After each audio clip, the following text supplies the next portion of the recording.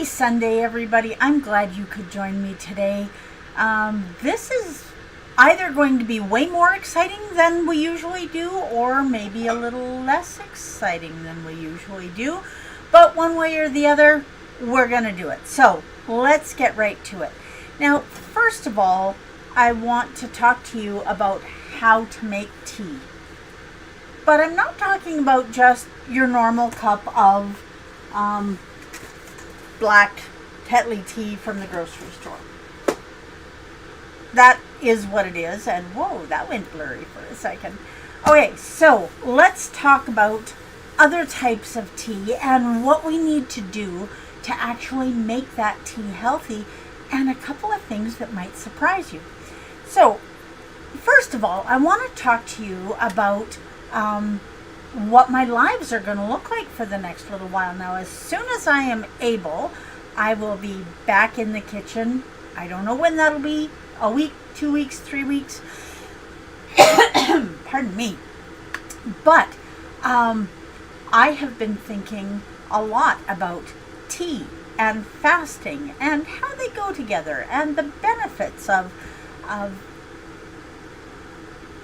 not having as many calories, as much fat, or no calories and no fat. So a lot of you won't know that on Tuesday, October 25th, I am going to be having rotator cuff surgery on my right shoulder.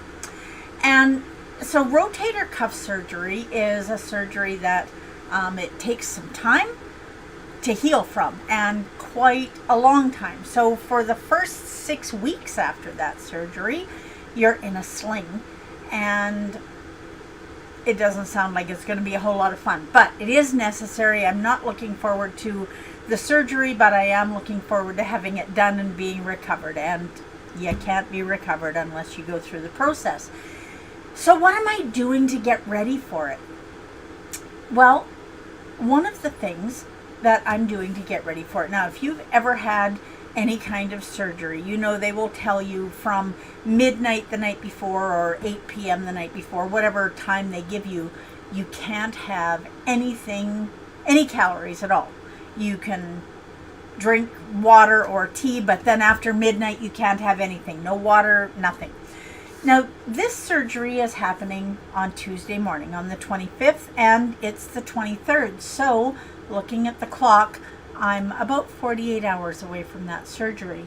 And so last night I had supper, and it was a light supper. Excuse me, 1 second. A little bit of cream in my coffee this morning, and I always know when I do that. So, what am I doing to get ready for this surgery? Well, they tell you not to eat for a reason. And so I'm going to take that a step farther. I want to make sure that my body is in the best form that it can be in to have this surgery. So I want to make sure that I have reduced any inflammation that might be in my body to the best of my ability. So, to tea or not to tea? Well, first of all, let's talk about fasting and what is fasting and what is not fasting. When you are doing a fast, 18-hour fast, 24, 48, I've done up to 5 days. So what are the dangers? Well, one of the dangers is an electrolyte imbalance. And there is an easy way to avoid that. And the easy way to avoid that is to add some electrolytes to your tea. And one of the things that I do when I'm fasting is I add some salt to my tea. That sounds disgusting, and I know it, but it is what it is. Now let me show you.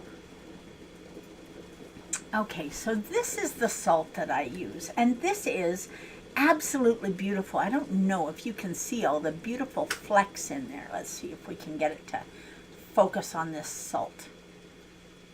Maybe yes, maybe no. At any rate, when I tell you to use salt in your water, in your coffee, in your tea, in anything that you're drinking, I'm telling you that for a reason. Good morning, Mom. Excuse me. So salt is going to help keep your blood pressure stable. It's going to keep your sodium stable. It's just going to help you feel better overall. So that's one ingredient. Now, I don't add salt to the teapot. I add it to my cup. Not a lot, just a wee little pinch. So we've talked before about making just a normal tea. And I will tell you, one of my absolute favorite teas, if not my favorite tea, is Harney & Sons Earl Grey Supreme. This is absolutely amazing, and it's difficult to find. So when I have it, I use it sparingly. Now, is that the tea that I'm going to be using for the next 48 hours? No. Well, maybe in the morning, because I do want some caffeine in the morning, and I may have coffee. Does your tea need to be black? It does. If you're fasting, it does. Does that mean that I stop using my Da Vinci sugar-free sweetener? Nope, it does not mean that at all. Some teas don't need it. Other teas absolutely need it, in my opinion, for me to drink it. Now, one of the things that makes drinking tea very pleasurable for me. Now, I've introduced you guys to this teapot. This was a gift from my husband's grandmother, and she taught me, when she gave me this teapot, pardon me, she taught me the proper Scottish way to make a pot of black tea. And that is a very special memory, and that teapot is so special to me. But I have another teapot that is every bit as special. Now, my mom gave me this teapot, and that makes it special all by itself. But what makes it even more special is the fact that her dad gave it to her. So, when you make tea, at least for me, when you make tea in a vessel that takes you back, that has warm, fuzzy memories, it makes that tea even more delicious and more special. So if you have a teapot that your grandmother gave you, that your grandfather gave you, that someone gave you, that brings a memory, maybe it isn't a teapot, maybe it's a teacup, use that, because it's going to give you some warm, fuzzy thoughts instead of pouting about not being able to eat your butter and your steak and whatever you're not eating. Okay, so one of the things that is true about tea that is not black tea, it's herbal tea. Herbal tea needs to be steeped for a long time in order to get the health benefits. If all you're looking for is flavor, then no worries. Steep it for 4 or 5 minutes and it'll be fine. But if what you are looking for is the health benefits from the cinnamon or from the ginger or the lemon, you need to steep that tea for 20 minutes to half an hour. So if you put it in a pot, and this one is awesome, and I need to thank my mom for telling me about these, because I didn't have one, and I'm very grateful that I do now. It has an awesome pour spout in it, and it has the measurements inside, so you know exactly how much water you're putting in there, how much tea you're making. And so you want to add the ingredients to that, and then you want to steep it for 20 minutes to half an hour. Now, one of the teas that I really love is lemon ginger tea. Now, this is an organic lemon ginger tea. Lemon and ginger have all kinds of health benefits. They are good for boosting your immune system. They're very cleansing for your system. Absolutely delicious. Yeah, so lemon ginger is awesome. But do you need to go to the store to buy tea bags? Well, you can. There's nothing wrong with that. You want to be careful of tea bags. Now, this is a delicious tea. This is an ice wine tea, not something that you see every day. But this does not have the actual ingredients in it. And I know that when you make this tea, it tastes sweet. So that's something that you want to use very sparingly. There isn't going to be a lot of carbs in it, but when you can taste sweetness, that's kind of a hint to maybe back off on it and not use it when you are doing it for a fast or for specific health reasons. Now, what I want to accomplish in the next 48 hours is to reduce any inflammation that I have in my body. Now, my shoulder has been giving me a lot of grief the last week or so, so I know there's inflammation in this shoulder. I also know that I tweaked my back. I've been having a little bit of sciatic pain, so where there's pain, there is likely inflammation. Now, one of the things that I really love about keto is that I can pinpoint, most of the time, I can pinpoint where a pain is. So I can tell you exactly what vertebrae is out of place, what needs to be adjusted. And that's awesome, because if it's a general overall ache or pain, you're not really sure where it's coming from. That's also an indication that you've had maybe way too many carbs. I don't know. Hi, Del. So we are going to make some tea this morning, and this is going to be a type of tea that you probably haven't seen before. And I'm going to be honest with you, I am making this. It's been recommended to me many times, and I'm making it today because I know that this tea is anti-inflammatory. So the very first thing that we're going to do is get out a cutting board for tea. Yes, we are going to get out a cutting board. And I went out to my garden, which amazingly is still growing, and I'm going to add a wee little bit of mint. Not lots and lots, but some. Now that is mojito mint. Now look at the bottom of this. You can see roots on it. I am going to be planting this so that I have mojito mint in the house. Yes, I am. All winter long I will have mojito mint. And here's a little bit more. Now we're just using the leaves on this. And because we're getting into fall, some of the leaves are not very pretty, which in a tea factory wouldn't really matter. Now this one has some nice roots on it too, so it can also go in there.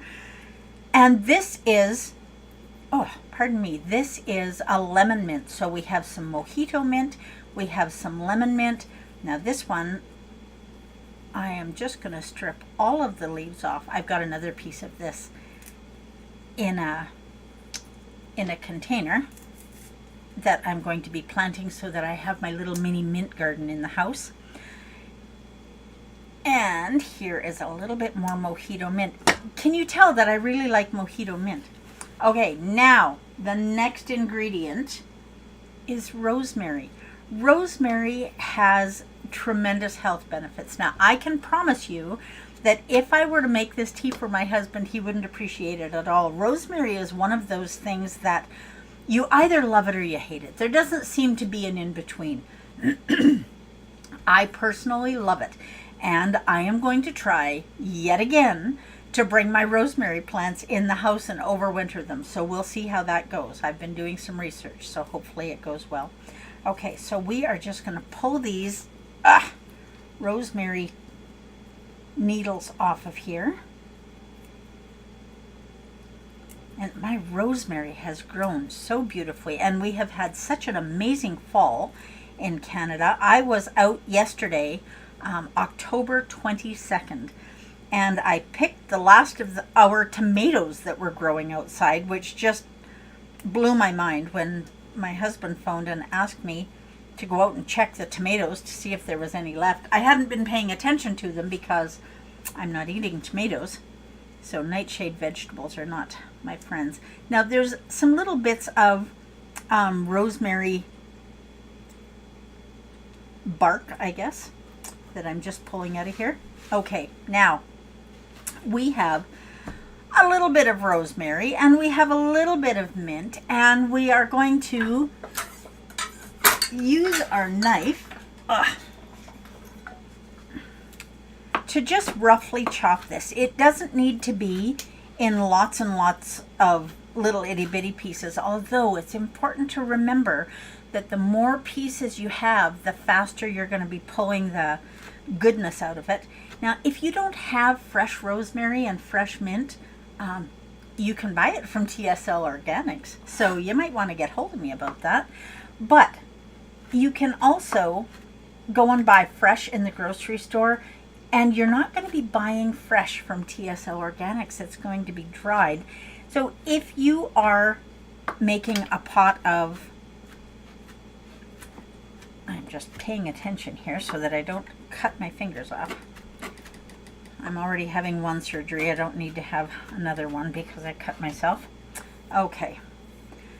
If you are using dried herbs, you're probably going to want to use about a tablespoon total to make a big pot of tea. Now, I am going to take this little pile and I'm going to put it right in this pot,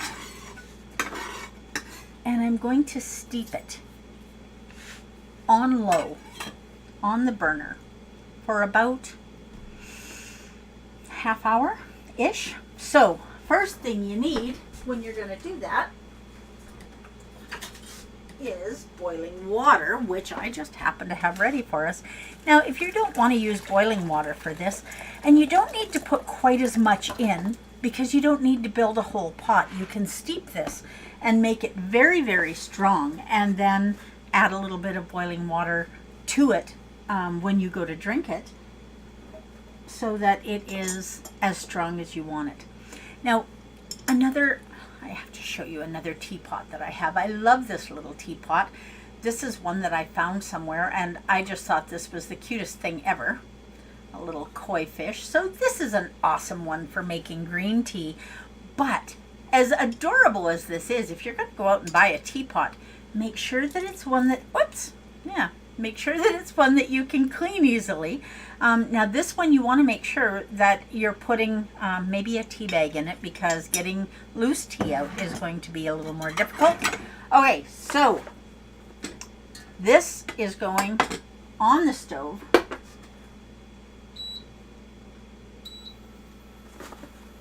And I'm just going to put it on 2. So I'm going to keep it really low and just let that steep. And honest to heavens, already it smells absolutely amazing.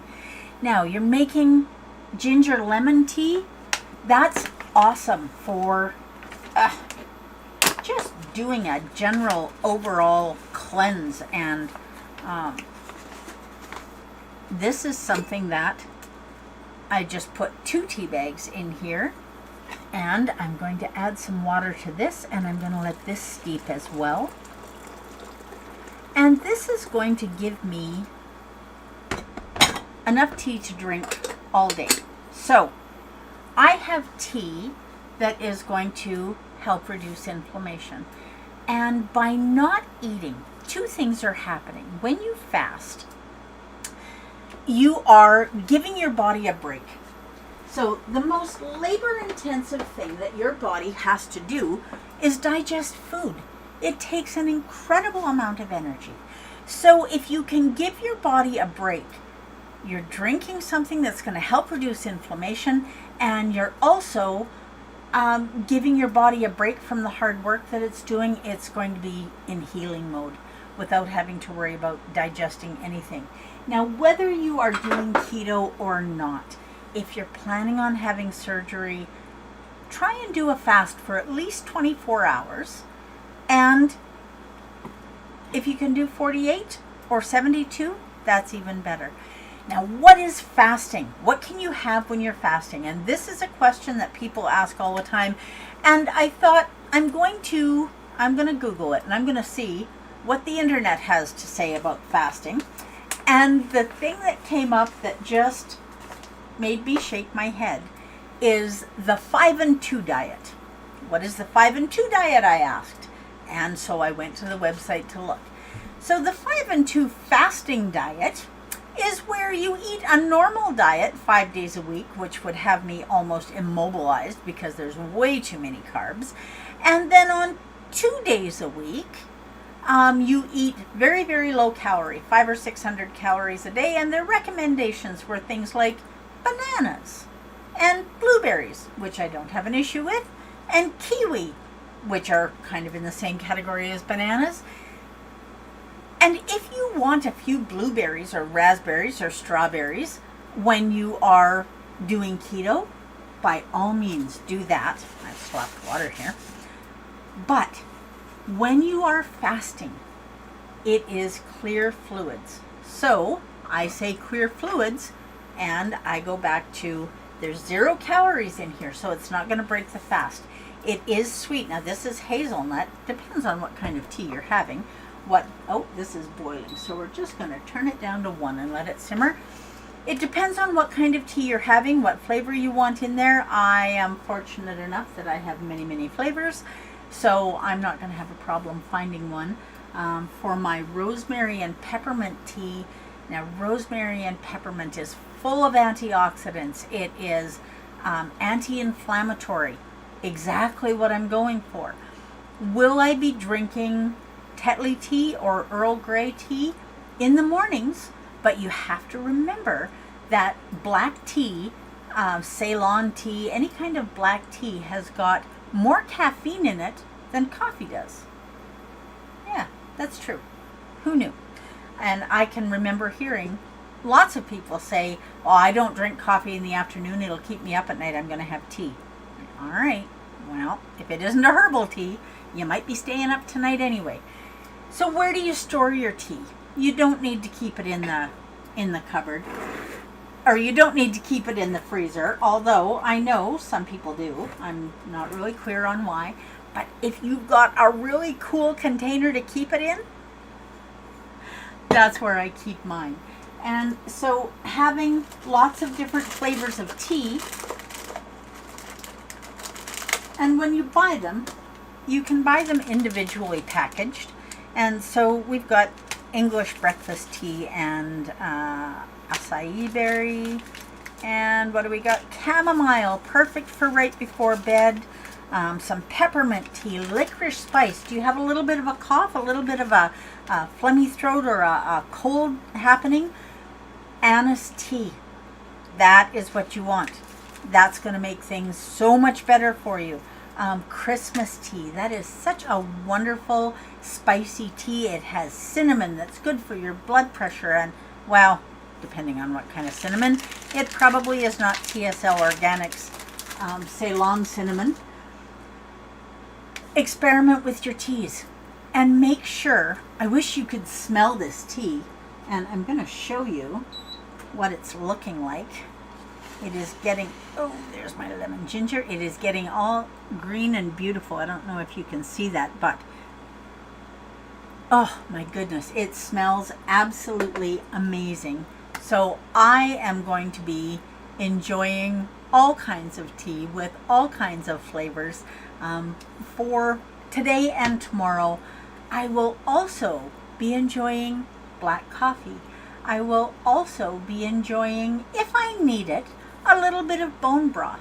Now, we just had Thanksgiving in Canada. Did you save your turkey bones and throw them in the freezer so that you could make some bone broth?